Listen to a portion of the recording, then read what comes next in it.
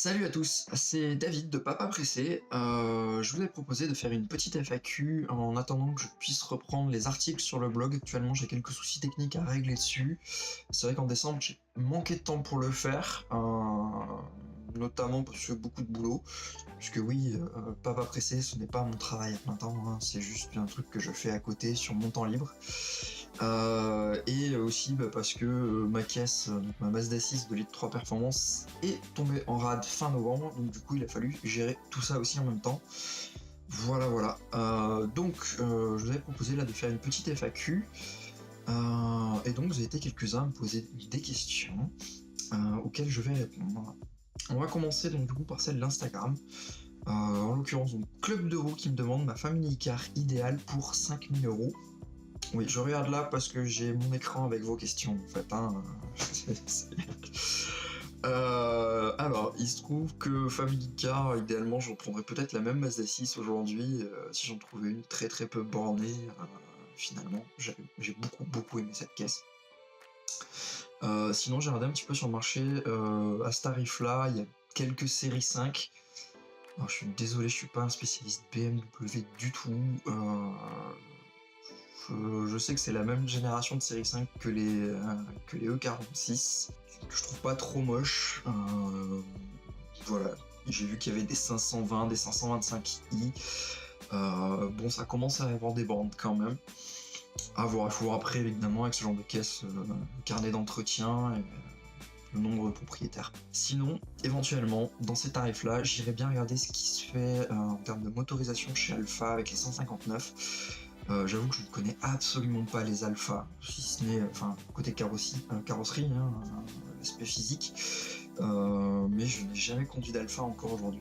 Si jamais vous avez une alpha, que vous êtes en région toulousaine, vous voulez me la faire essayer, c'est avec grand plaisir du coup. Je trouve que voilà, oui, j'ai toujours beaucoup aimé le look des 159.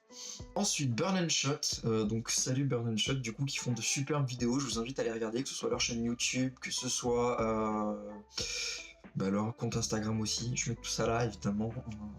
Ma voiture préférée, pourquoi évidemment, c'est une Mazda, c'est une MX-5, de préférence plutôt la NA même. Pourquoi tout simplement parce que j'aime bien déjà d'une part le look, ensuite j'aime bien aussi le côté, la philosophie globale de la MX-5, c'est léger, c'est pas forcément très puissant mais c'est fun en fait, c'est-à-dire que finalement même la version 90 chevaux, on est au ras du sol dedans. Et ça suffit amplement pour s'amuser.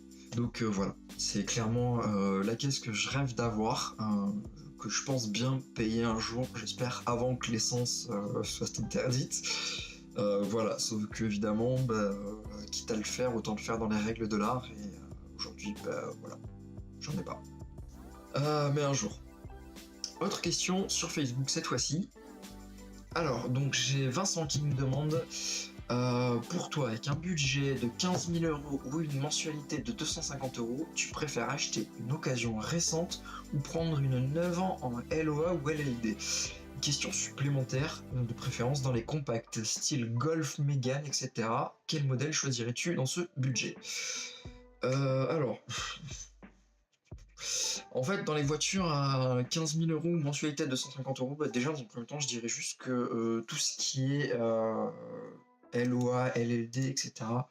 Je suis pas fan. Des offres intéressantes, oui, mais toujours est-il que j'aime pas trop l'idée d'être locataire d'une bagnole en fait. Je veux pouvoir faire ce que je veux avec une voiture. Si j'ai envie d'y coller des jantes, des stickers, si j'ai envie de la modifier de quelque manière qu'il soit, en fait j'ai envie que ça m'appartienne de pouvoir faire ce que je veux avec. Donc je suis pas très fan. J'ai été regarder un petit peu ce qui se faisait, ce qui existait. Dans ces prix-là, j'avoue que les compacts, elles m'enthousiasment pas en fait.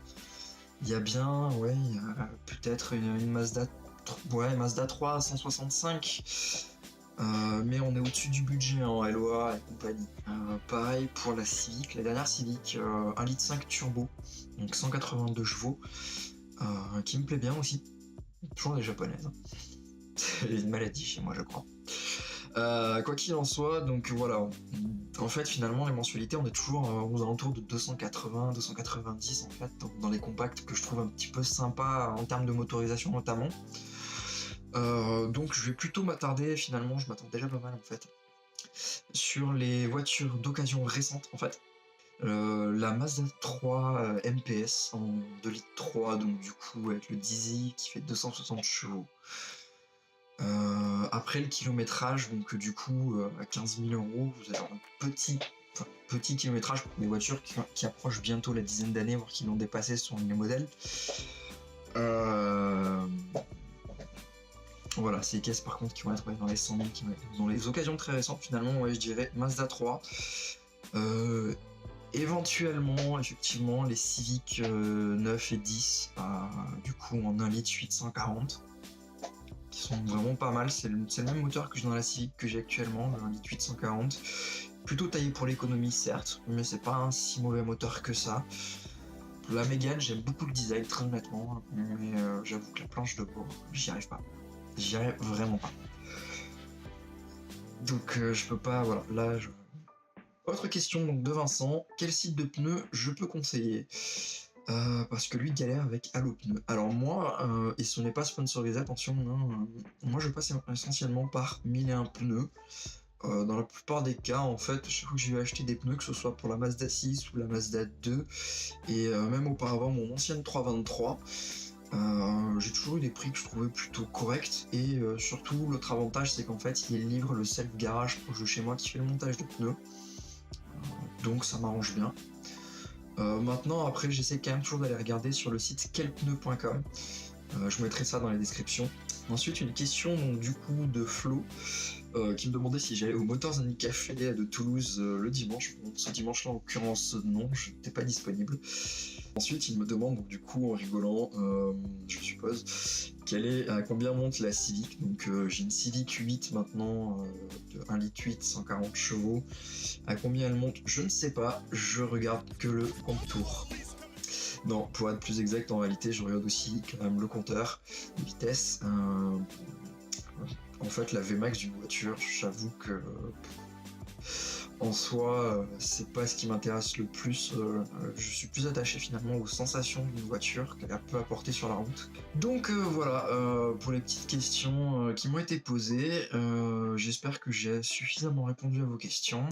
Donc n'hésitez pas à me dire vous aussi, du coup, qu'est-ce que vous choisiriez du coup en réponse à ces questions. Donc la Family Car à 5 000 euros, ou encore pour Vincent, du coup, finalement, avec un budget de 15 000, quel compact moderne essence vous prendriez? Voilà, bon je vous dis à plus, j'espère à très très vite sur le blog. En attendant, je suis présent toujours sur Facebook, sur Twitter, sur Instagram, et du coup aussi maintenant un petit peu sur YouTube. Voilà, salut!